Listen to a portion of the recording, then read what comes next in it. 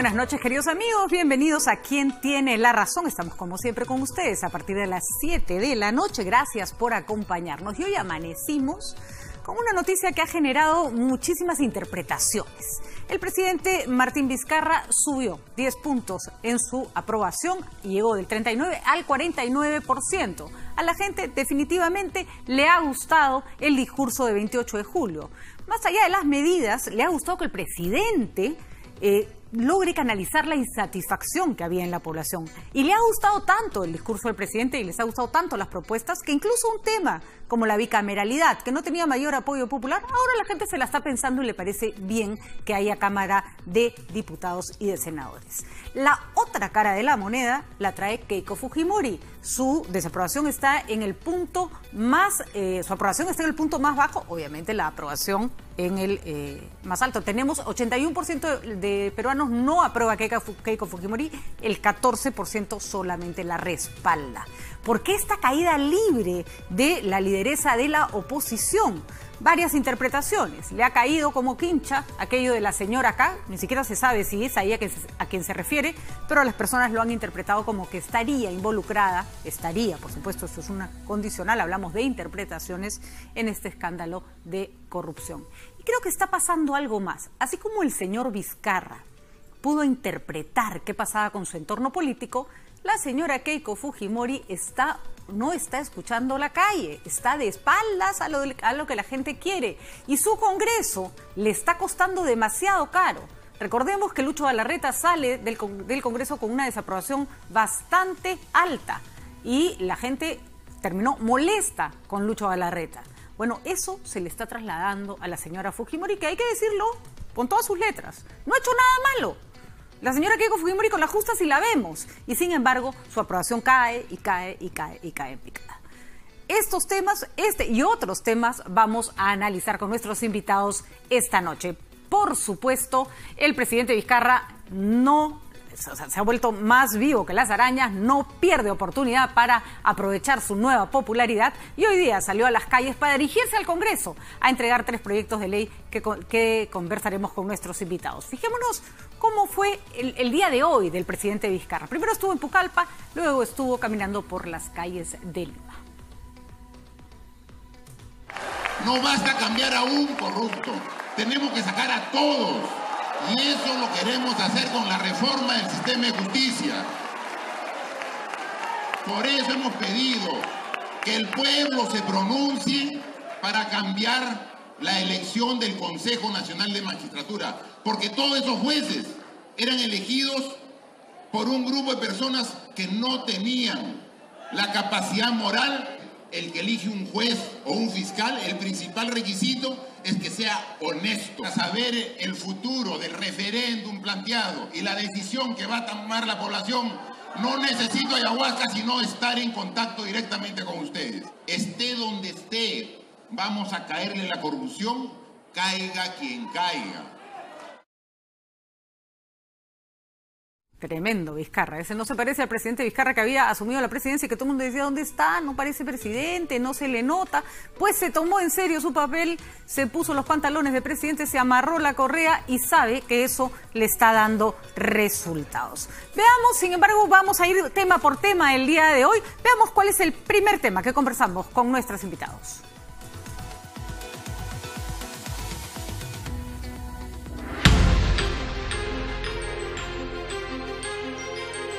Finalmente, tras algunas críticas del presidente del Congreso, Daniel Salaverry, esta tarde los anunciados proyectos de ley durante el mensaje del presidente Martín Vizcarra en 28 de julio fueron llevados al Congreso por él mismo. Estos proyectos representan la esperada reforma, un sistema político y judicial resquebrajado.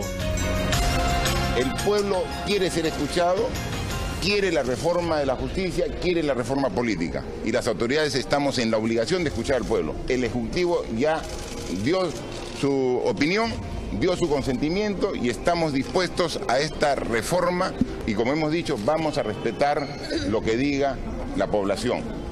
Gracias a Dios ya hemos superado el impasse el día de ayer, hemos conversado con el presidente y vamos a unir esfuerzos para poder impulsar y entregarle al Perú en el más breve plazo posible esta nueva reforma del sistema de justicia. Estos proyectos ingresados por el presidente Vizcarra van a ser priorizados dentro de la agenda legislativa.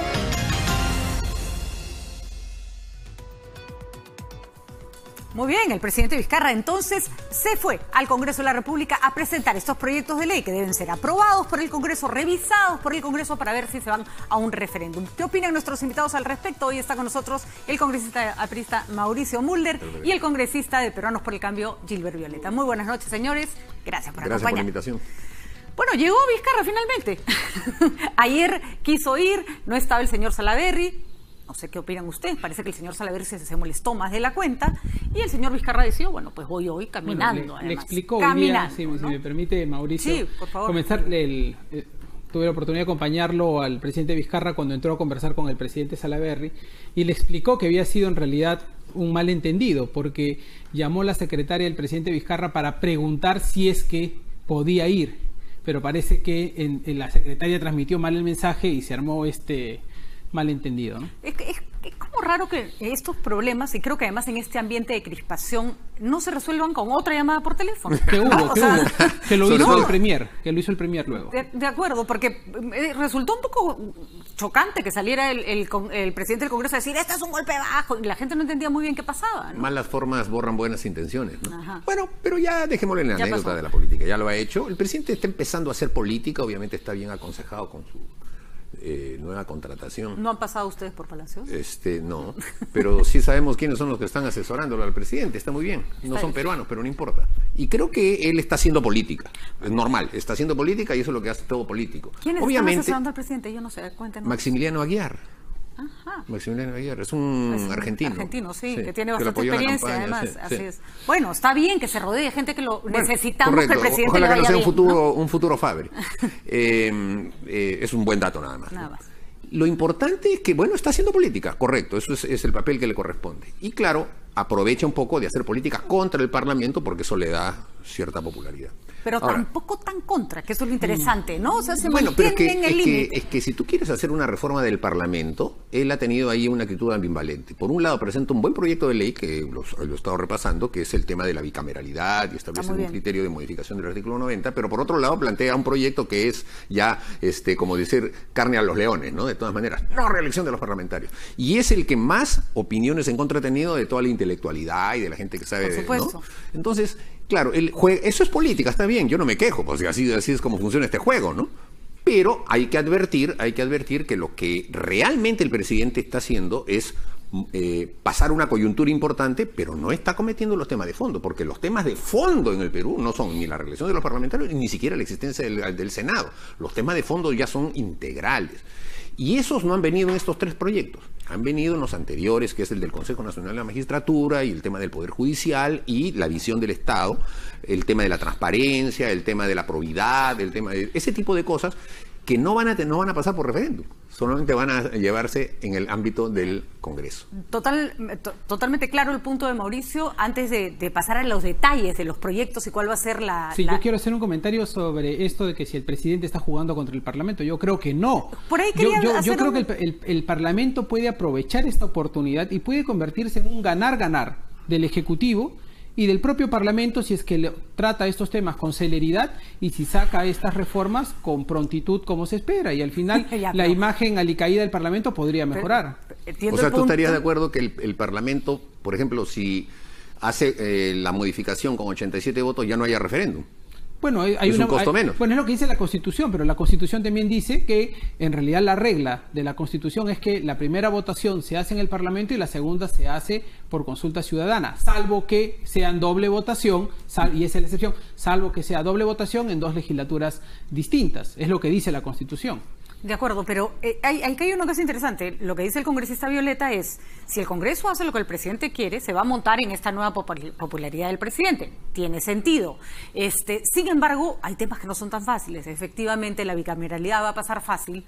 ¿Qué va a pasar con el financiamiento de los partidos políticos? Sin embargo, hay una cosa que sí queda en evidencia, que es el presidente le está diciendo al Congreso, si no lo han hecho ustedes, lo voy a hacer yo.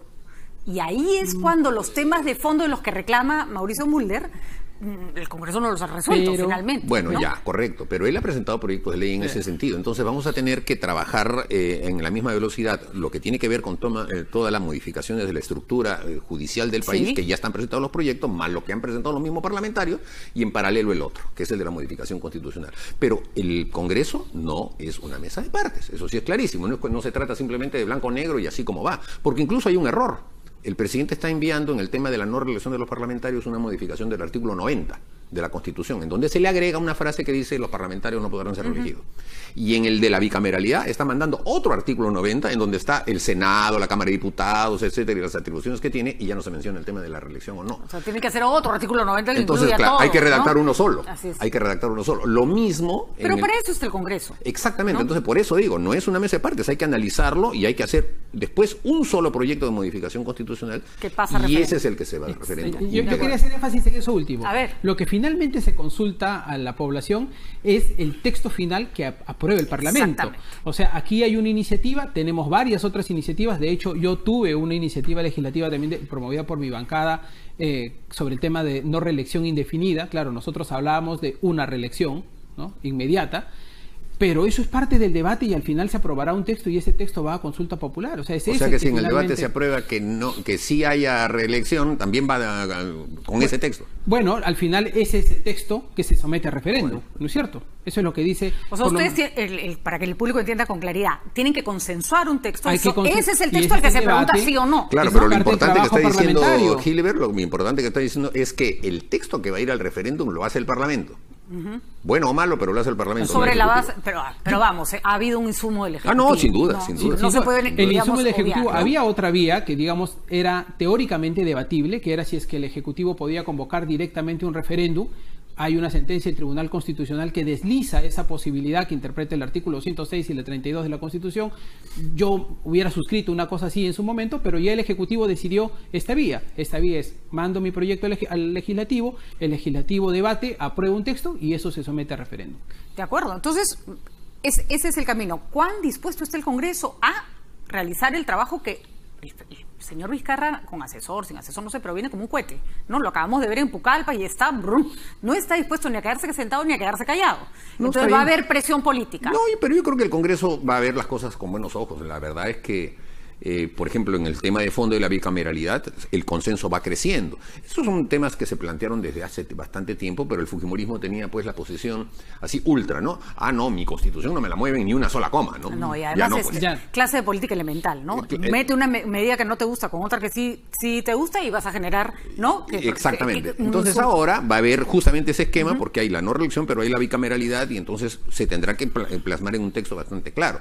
Pero el tema del Consejo Nacional de la Magistratura y los otros proyectos que se han presentado, eso sí va a tener más discusión, porque yo, por ejemplo, he leído que el nuevo Consejo Nacional de la Magistratura va a ser más concentrado que el actual. Ahora hay 7 que son mal que bien los eligen universidades, etcétera. No, ahora va a haber un designado por el presidente, un designado por la Defensoría y uno por la Contraloría, y ellos designan a otros 3 que son los que van a hacer las veces del Consejo de la Magistratura.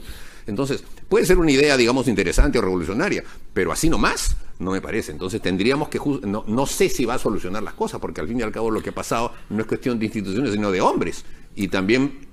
los requisitos van a tener que ser otros, eso no están establecidos, o sea, va a haber que mejorarlo todo. Pero también hay como un engranaje, ¿no? Porque si tú dejas en manos, por ejemplo, los colegios profesionales la elección sin duda. y los colegios no están lo suficientemente y se amarran y todo, pues, ¿no? El tema es de pesos y contrapesos de poder. Así es. Y uno de los principios que prima en este caso es meritocracia, es decir, lo que está estableciendo esta reforma constitucional, por lo presentada por el Ejecutivo, es establecer un sistema de concurso público, de lo cual saldrán ternas, eso ya se reglamentará. Bueno, fiscalización, ¿no? A mí es un horror que haya habido un consejero preguntándole a las postulantes si usted sabe dónde queda el IMEN y que nadie haya dicho, perdón, esto está mal, ¿no?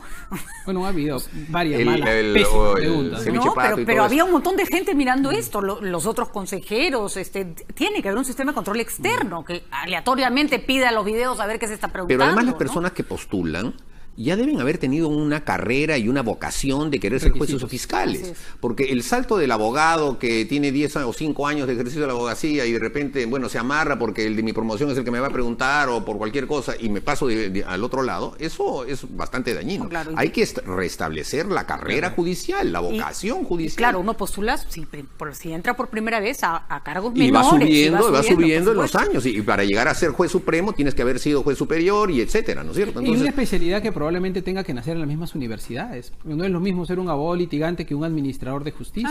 Claro, como sucede con los notarios, por ejemplo, que se especializan. Que son abogados, pero que toman una especialidad. Creo que una de las grandes vergüenzas en este caso son las universidades, las facultades de Derecho. O sea, se han permitido que el doctor Rock los represente.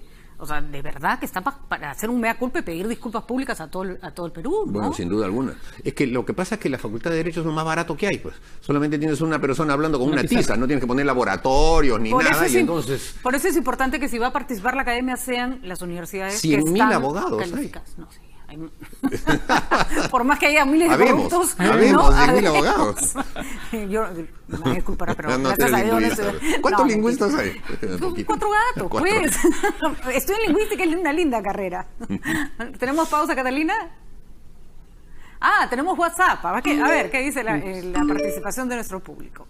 Ahí está. Dice, soy peruano y en las calles se siente y queremos que no haya reelección de congresistas y la voz del pueblo es la voz de Dios. Existen varios congresistas reelectos que solo se preocupan de defender los temas partidarios y defender a sus líderes y no ven los intereses del Perú. ¿Qué hago? ¿Me doy por aludido ahí?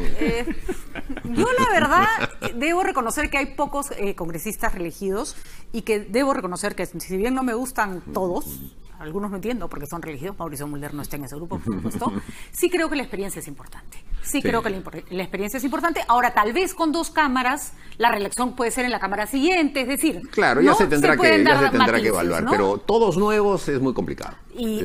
Así es. Y uno que... Y además no cambiaría nada, no mejoraría nada. O sea, eso sería un albur, a ver si sale, a ver si no sale, pero la verdad que no. Ahora, la voz del pueblo es la voz de Dios, es la frase típica de quien se ha sentido acogido, ¿no? Pero cuidado con crear un ambiente parecido al del año 91 y que terminó llevando a Fujimori a hacer el golpe de Estado, en que todo el mundo aplaudía pues el cierre del Congreso, ¿no? Exactamente, es justamente la diferencia entre ponerte al pueblo detrás, es decir, estar del lado del pueblo y volverte un populista. Pero no es lo mismo. No es lo mismo. Me permito estar acá y decirlo porque en algún momento cuando incluso alguien ha hecho un comentario, alguien ha hecho un comentario político, incluso en nuestras reuniones informales, el presidente y todos claramente se ha marcado esa posición que es absolutamente negada. Bueno, vamos entonces rápidamente a una pausa y ya analizamos. No vamos a... Me van a disculpar, yo todavía estoy acostumbrándome a las pausas de este programa y mi productora me regaña. Vamos a ver cuál es el siguiente tema de debate, eso sí.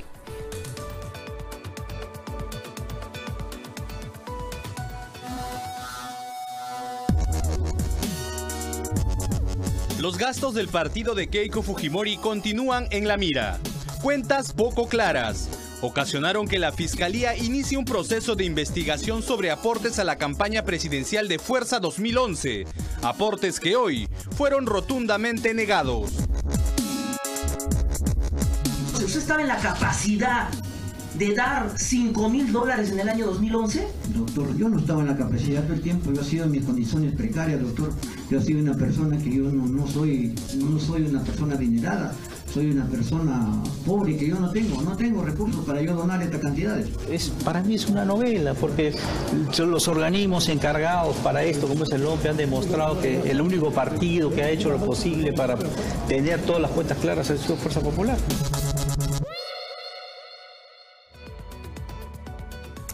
Bueno, ahí teníamos Domingo Pérez, el fiscal que está investigando, está una investigación preliminar todavía en este caso, con el juez Concepción Carhuancho haciéndole las preguntas a este testigo. Este testigo señala que el congresista Reategui le pidió que fuera aportante para la campaña, pero que no sacara de la suya, sino que, señor, firme acá usted un papel y usted va a figurar como aportante.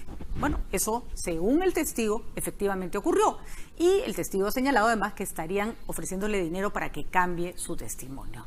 Bueno, el esquema de ofrecer plata para que cambien los testimonios, los testigos lo conocemos de sobra. Esta no es la semana. Ahora había un caso con Urresti también, ¿no? También. Y recordemos que ese fue el caso de madre mía. De madre mía, y de Bustíos. Efectivamente, ¿no? No es... Los testigos se asustan, los amenazan y encima les ofrecen plata y bueno, van a decir... Yo quisiera hacer una reflexión un poquito más de fondo, más que lo que estamos viendo solamente específicamente en esta nota. Y yo podría aprovechar esta oportunidad para tirar piedras sobre el tejado de Fuerza Popular y regodearme en esta desgracia que ellos están teniendo en este momento. Pero creo que aquí también hay un problema de lo cual la clase política, los partidos políticos tenemos que ser conscientes. Por ejemplo, cuando ocurrió la prisión preventiva contra el señor Humala, nadie dijo nada. Y desde mi punto de vista jurídico yo creo que fue exagerado esa medida. Cuando se calificaron algunos partidos políticos como organización criminal, los demás no dijimos nada. Y es otro error, porque un partido político no nace para ser una organización criminal. Pueden haber algunas personas que incurren en actos delictivos, esas personas tienen que ser investigadas, sentenciadas y recluidas, pero un partido político no. Cuando se utiliza la figura de lavado de activos, están forzando una vez más una figura legal para aplicarla a organizaciones políticas y la actividad política, penalizando la vida política del país. Y ahora, cuando yo veo que fiscales como el señor José Domingo Pérez sale en un medio de comunicación y en el mismo medio de comunicación, en el mismo momento, tira dardos contra el fiscal de la Nación, tira dardos contra el ex fiscal de la Nación, se pelea contra un fiscal superior, no me paré, y después hace conferencias de prensa de un proceso reservado. No, cuidado, cuidado. Esto parece aquí Hollywood. Se ha pasado una línea en el que no se está respetando la legalidad del proceso y, insisto, estoy poniendo diversos ejemplos sobre casos de partidos políticos distintos. Además. Entonces, separemos un poco las cosas. Así es. Si el señor hizo un aporte irregular, tendría que verse tendría que tipificarse efectivamente qué delito hay, claro. ¿no? Ese es punto uno. $5.000 de una campaña que cuesta en promedio $5 millones, estamos hablando de la milésima parte. Bueno, no importa si el aporte no claro, es si no es limpio, a mí que me importa que sean los 2 márgenes años, ¿no? de error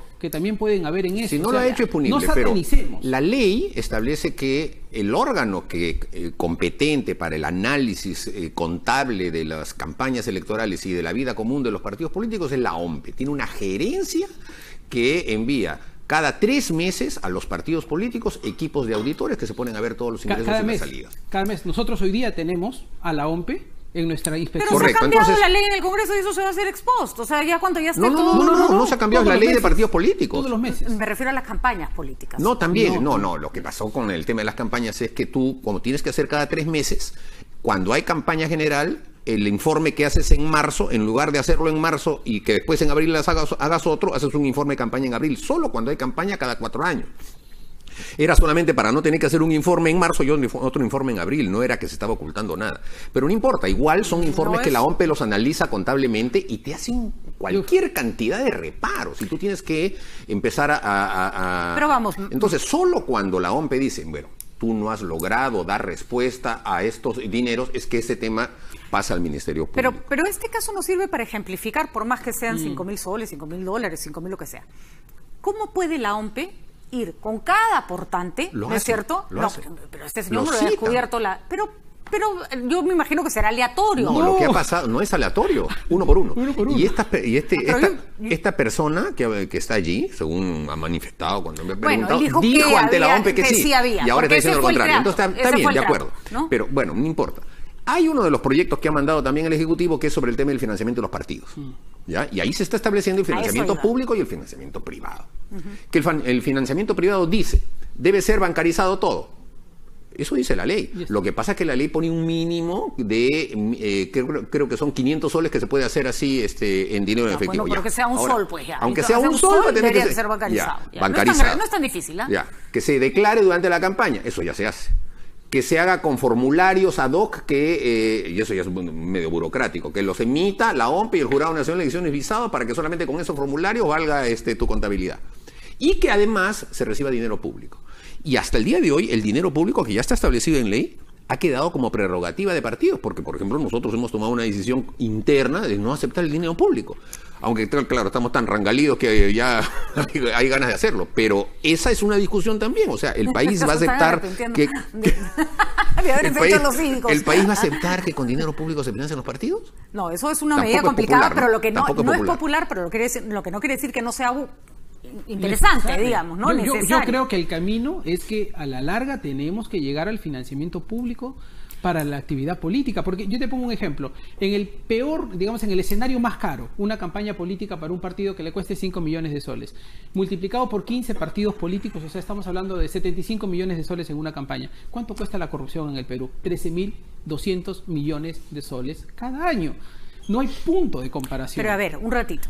Ustedes están, es verdad que este caso del aportante, que efectivamente es un monto menor, etcétera, etcétera, pone a Keiko en jaque por lo que significa, no, por lo que significa casi simbólicamente. Pero nos estamos olvidando de Odebrecht, nos estamos olvidando de dónde está el problema. Él no está en el aportante de 5.000 soles, ayer el ¿no? fiscal. Está, vamos, ¿no? A aumentarle 500, llevar $3 millones en la zapatilla. Claro, o sea, ¿no? Todos Ahí los funcionarios está el problema, de Odebrecht van a quedar tranquilos en sus casas, porque lo que nos ha dicho ayer el fiscal en la Comisión Lavallato es que por el acuerdo de colaboración eficaz se ha establecido en buena cuenta un acuerdo de libertad e impunidad para Odebrecht. ¿Por qué? Porque se está premiando la declaración, la información que está brindando a mí que los de Odebrecht se queden en su casa mientras nos digan cuáles son nuestros corruptos. Pero lógico, ¿no? porque además se van a quedar en su casa en Brasil. O sea, si no quisieras que estuvieran en su casa, no lo puedes traer de Brasil tampoco. Bueno, o sea que... eso es lo que han considerado. Es mucho más interesante saber quién es el corrupto acá, Claro, porque ese nos va a seguir robando. Lo que ellos ¿no? tienen que hacer es cantar, ¿no? Con mariachi, con lo que fuera, o con una Samba, pero tienen que cantar. Y en eso creo que ayer el fiscal Vela Barba ha estado bastante solvente y ha dado una explicación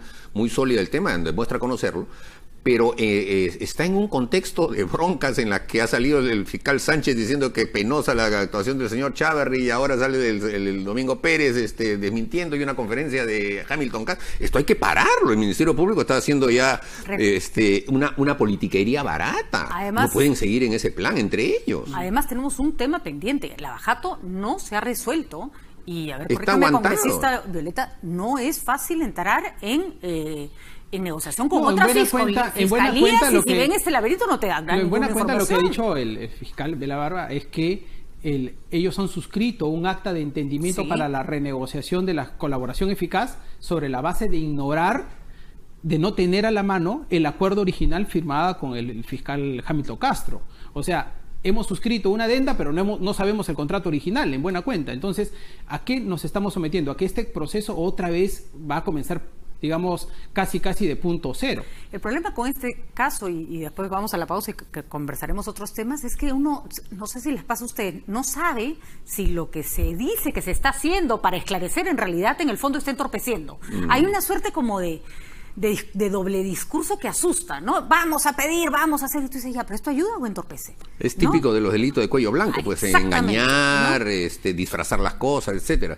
Pero yo creo que los brasileños han llegado a un expertise tan profundo, y además con colaboración norteamericana y suiza, que ya el margen de maniobra de ellos va a ser muy, muy, muy pequeño. No van a poder, creo, evitar decir la verdad y tener que aportar las pruebas que corresponda y señalar con nombre, apellido, fecha, lugar, día, minuto del dinero que entregaron.